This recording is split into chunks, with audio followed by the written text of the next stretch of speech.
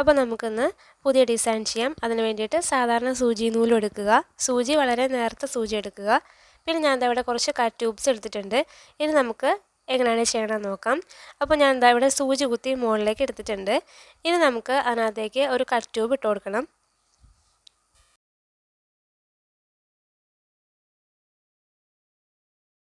ഇനി നമുക്ക് ഒന്ന് ചരിച്ച് പിടിച്ചിട്ട് അതിൻ്റെ തൊട്ടടുത്തായിട്ട് തന്നെ ഒന്ന് സൂചി കുത്തി താഴത്തേക്ക് എടുക്കുക. ഇത് നമ്മൾ ഒരു പ്രാവശ്യം കൂടി ഇതൊന്ന് തുന്നിപ്പിടിപ്പിക്കണം. അപ്പോൾ ഇത് 2 പ്രാവശ്യം 3 പ്രാവശ്യം തുന്നിപ്പിടിപ്പിക്കാൻ വേണ്ടിയിട്ടാണ് നമ്മൾ ഏറ്റവും നേരത്തെ സൂചി എടുക്കാൻ വേണ്ടി പറയുന്നത്. പിന്നെ നൂലെടുക്കുമ്പോൾ നിങ്ങളുടെ ഫാബ്രിക്കിൻ്റെ കളറിലുള്ള നൂല് തന്നെ എടുക്കുക.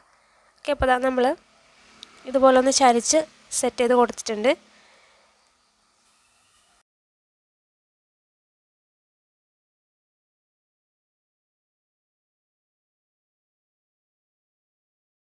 ഇനി നമുക്ക് ഈ ഒരു ഭാഗത്തുനിന്ന് വീണ്ടും നമ്മുടെ സൂചി കുത്തി മുകളിലേക്ക് എടുക്കണം.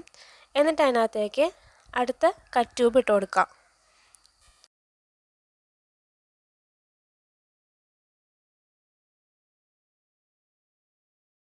നേരെ മുകളിലേക്ക് പിടിച്ചിട്ട് ഇവിടെ വെച്ചിട്ട് സൂചി കുത്തി താഴത്തേക്ക് എടുത്ത് കൊടുക്കാം. ഇതുപോലെ നമ്മൾ തുന്നിപ്പിടിപ്പിക്കുന്ന എല്ലാ കട്ട് ട്യൂബ്സും സെയിം ആയിട്ടുള്ള ലൈനിലല്ല കേട്ടോ വരുന്നത്. ഓൾട്ടർനേറ്റ് ആയിട്ടുള്ള മാത്രമാണ് ഒരുപോലെ വരുന്നത്. പിന്നെ ഓരോന്നും 2 or 3 പ്രാവശ്യം വെച്ചിട്ട് തുന്നി കൊടുക്കണമെന്ന് മാത്രമേ ഉള്ളൂ.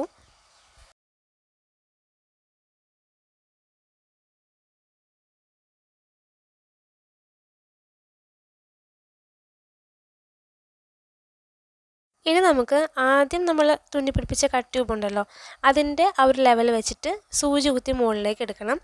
എന്നിട്ട് നമുക്ക് അതിനകത്തേക്ക് ഒരു കട്ട് ട്യൂബ് ഇട്ട് കൊടുക്കാം.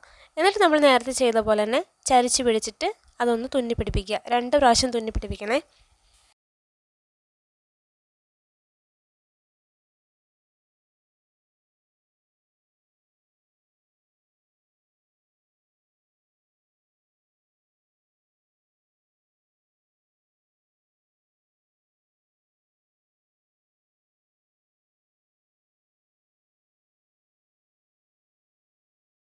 ഇനി നമുക്ക് വീണ്ടും രണ്ടാമത്തെ ആ ഒരു കട്ട് ട്യൂബില്ലേ അത് പിടിപ്പിച്ച പോലെ വീണ്ടും ഏകദേശം ആ രണ്ടാമത്തെ കട്ട് ട്യൂബിൻ്റെ ലെവൽ വെച്ചിട്ട് സൂചി കുത്തി മുകളിലേക്ക് എടുത്തിട്ട് അതിനകത്തേക്ക് നമ്മുടെ കട്ട് ട്യൂബ് ഇട്ട് കൊടുക്കുക. എന്നിട്ട് അതേ ലെവലിൽ തന്നെ സൂചി കുത്തി താഴത്തേക്ക് എടുത്ത് 2 പ്രാവശ്യം തുന്നി കൊടുക്കുക.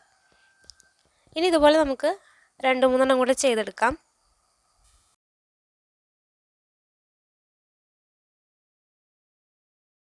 അപ്പോൾ ഞാൻ ഇത് ഇത്രയൊന്ന് ഫിനിഷ് ചെയ്തതിന് ശേഷം നമുക്ക് ഇതിൻ്റെ ഇടയിൽ കുറച്ച് റൗണ്ട് ബീഡ്സ് ഒന്ന് തുന്നിപ്പിടിപ്പിക്കണം. അപ്പോൾ റൗണ്ട് ബീഡ്സ് നിങ്ങൾക്ക് ഇഷ്ടപ്പെട്ട കളർ എടുക്കാം. കുറച്ച് സൈസ് ചെറുതായിട്ടുള്ള എടുക്കുകയാണെങ്കിൽ കുറച്ചും കൂടെ ഭംഗിയുണ്ടാവും.